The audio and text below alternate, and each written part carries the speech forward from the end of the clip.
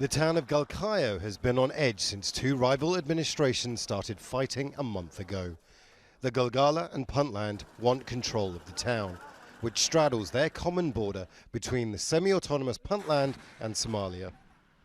Violence between these groups began to escalate a month ago. Schools in Galkayo were forced to close and many had to flee. A lull in the fighting has followed after mediation by the Somali federal government in Mogadishu, but the fragile ceasefire hasn't had an impact on those that fled the fighting. Most of the population has been displaced, living in poor conditions in camps on the outskirts of the town. Halima says she escaped from fighting in the south and has found herself in a tent with her hungry children.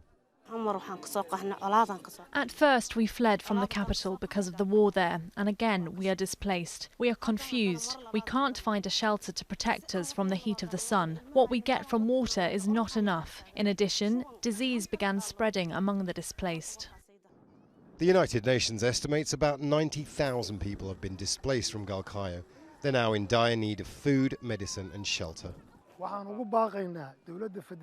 Fighting in the town of Galkayo has forced thousands of people to leave their homes, and they are now living in dire conditions where they lack the most basic necessities of life.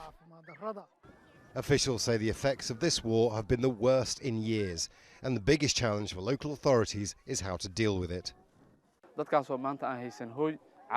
We call on the federal government and other concerned parties to provide emergency aid to the displaced. They're in a critical situation since they're left without aid, and their suffering is growing day by day. That's a view echoed in these camps where returning home, certainly in the short term, seems unlikely. Imran Khan, Al Jazeera.